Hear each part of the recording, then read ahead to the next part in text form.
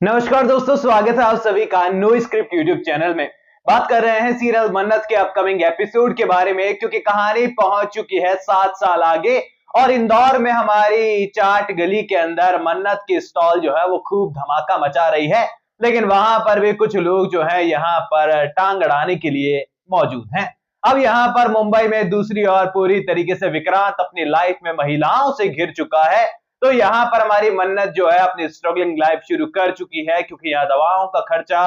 और इसी के साथ ही दुआएं सबकी जरूरत पड़ने वाली है। और यहाँ पर अपनी दुआ का ख्याल रखने के लिए जो है मन्नत खूब कोशिशें कर रही है। अब यहाँ पर शो के अपकमिंग एपिसोड में बहुत सारे नए खुलासे आप लोगों के लिए हैं, बहुत सारी चीजें आप लोगों के सामने आने वाली है। कहानी एकदम न्यू फ्रेश तरीके से शुरू हुई है और यहाँ पर ऑन सोशल मीडिया सीरियल के मेकर्स जिस तरीके से शो का प्रमोशन कर रहे हैं, मानो कि कोई नया टीवी सीरियल उन्होंने लॉन्च कर दिया हो। अब यहाँ पर इस सीरियल के अंदर आपके लिए नया क्या कुछ और होने वाला है, चलिए मैं आपको बताता हूँ। क्योंकि नॉर्मल स्टोरी तो आपको अपकमिंग एपिसोड्स के अब लगभग पता है किस तरीके से शुरू होने वाली है, आगे बढ़ने वाली है। पर मेन ट्विस्ट कौन से अब हमारे सामने आएंगे, क्या क्या नए खुलासे होने वाले अतीत में से, वो चलिए मैं आपको यहाँ पर बता देता हूँ।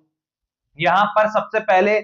दुआ को जो है ये गलतफहमी बहुत बड़ी है कि जो धैर्य है वो उसका पिता है, इसी के साथ ही वो उसे अपना फादर मानती है। और ऐसे में यहाँ पर उसे लगता है कि उसकी माँ मन्नत और धैर्य जो है दोनों पति पत्नी है। इसी के साथ ही इंदौर के बाकी लोगों को भी लगता है कि वो दोनों पति पत्नी है। अब यहाँ पर गलती तो खैर मन्नत और धैर्य की ही है, क्योंकि उन्हें अपने रिश्ते को जो है पहले से यहाँ पर पूरी तरीके से जो है लोगों के सामने सही ढंग से रखना चाहिए था, पेश करना चाहिए था। क्योंकि यहाँ पर दो लोग अगर साथ में हैं, इसका मतलब ये नहीं कि वो पति पत्नी ही हो। यहाँ पर ये नॉर्मल सी चीज है, लेकिन सीरियल के मेकर्स को बाद में कंफ्यूजन बड़ा क्रिएट करना है, तो ये नॉर्मल सी चीज भी जो है राई के पहाड़ की तरह बहुत विशाल होने वाली है।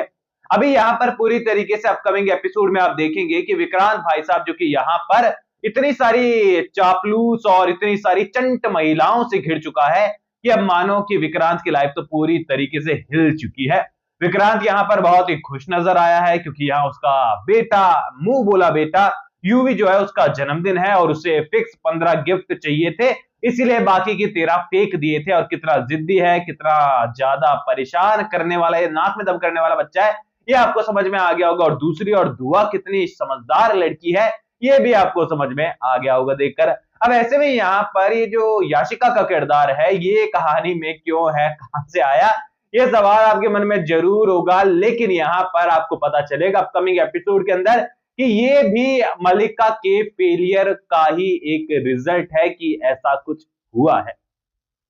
यहां पर आपको एक फ्लैशबैक देखने को मिलेगा, जहां पर आपको पता चलेगा कि 7 साल से पहले जब ऐश्वर्या राय सिंह मलिका को कह रही थी कि तुम्हें एक नाटक करना होगा कि तुम मां बनने वाली हो, तुम्हारा जो बच्चे का पिता है वो तुम्हें छोड़कर चले गया है, जिसके बाद विक्रांत बच्चे को एक्सेप्ट करेगा और तुम्हें भी, और इस तरीके से हम सलूजा एम्पायर में अपनी पार्टनरशिप फिर से कामयाब करेंगे, बनाएंगे और आगे बढ़ेंगे। लेकिन यहां पर मलिका ने ऐसा नहीं किया, बल्कि मलिका एक ऐसे छोटे बच्चे को लेकर आई जो कि यहां पर विक्रांत को दिल जो है वो जीत सके, ताकि मल्लिका को भी वो एक्सेप्ट कर पाए। लेकिन अनफॉर्चुनेटली उस बच्चे की मां की नजर भी विक्रांत भाई साहब पर आ गई है और वो अब घर के अंदर परमानेंटली शिफ्ट हो चुकी है। और घर में विशाखा और मल्लिका से ज्यादा जो है वो आशिका की चल रही है। अब यहां पर ऐसा इसीलिए है क्योंकि वो छोटे बच्चे की मां है और छोटे बच्चे को विक्रांत ने सर पर बिठा कर रखा है कि उसने बोल दिया कि पत्ता नहीं हिलेगा तो पत्ता नहीं हिलेगा। ऐसे में यहाँ अपकमिंग एपिसोड के अंदर विक्रांत भाई साहब पूरी तरीके से ट्रैप में है इस न्यू किरदार के, जो कि रियल लाइफ लीना जुमानी अदाकारा जो है वो निभा रही है। अब यहाँ पर दूसरी ओर धैर्य जो है पूरी तरीके से हमें देखने को मिल रहा है। अपकमिंग एपिसोड के अंदर विक्रांत एक सोशल मीडिया इन्फ्लुएंसर के रूप में आपको देखने को मिलेगा, जहां पर वो जल्द ही एक रियलिटी शो दावत ए शेफ का जज बनने वाला है और इसके अंदर एनरोल करने वाली है, पार्टिसिपेट करने वाली है दुआ खन्ना, जो कि मन्नत की बेटी है। और ऐसे में यहां पर मुंबई का सफर फिर से मन्नत को तय करना होगा। यहां पर सबसे बड़ा टर्न आपके लिए यह होने वाला है कि अगर आप धैर्य के किरदार को देखकर,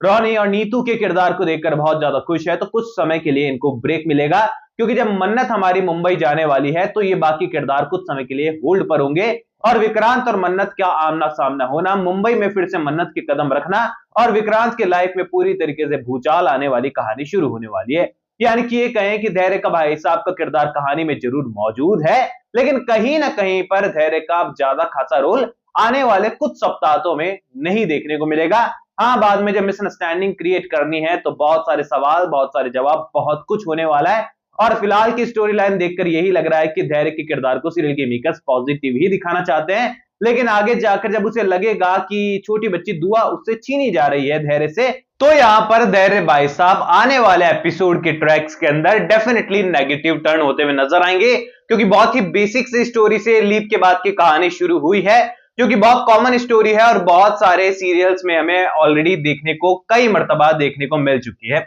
ऐसे में यहां पर देखने के लिए कुछ नए किरदार हैं, कुछ पुराने टर्न और ट्विस्ट है, जहां पर ऐश्वर्या राय सिंह भी 7 साल के लिए गायब हो चुकी है, ना तो चेहरा दिखाया है ना कुछ, एक अननोन पर्सनैलिटी के रूप में जो है फिर से प्रवेश करने वाली है सलूजा हाउस के अंदर, जहां पर पूरी तरीके से विशाखा को भी नहीं पता होगा कि ये लेडी कौन है, और बाद में जाकर खुलासा होगा कि वही लेडी है जिसके साथ मिलकर 7 साल पहले बहुत सारे क्राइम किए थे। अब यहां पर वीडियो फुटेज भी मौजूद है ऐश्वर्या राय सिंह की विशाखा के पास, और जिस विशाखा को क्रॉस करने के लिए, डबल क्रॉस करने के लिए ऐश्वर्या राय सिंह नया चेहरा लेकर आई है कि इस विशाखा को भी निकाल दिया जाए इस लाइफ से, विक्रांत की लाइफ से, और यहां पर बाद में पता चलेगा कि वो विशाखा तुमसे भी ज्यादा डेढ़ शाणी है, क्योंकि उसके पास वीडियोस पड़े हैं। लेकिन बाद में यह साबित करना भी मुश्किल हो जाएगा कि जो नए चेहरे के साथ लेडी आई है ऐश्वर्या राय सिंह ही है। ऐसे में यहां पर क्राइम वाली स्टोरी भी जो है अपकमिंग एपिसोड में और इन न्यू ट्रैक्स के अंदर जो है बढ़िया पार्ट रहने वाली है।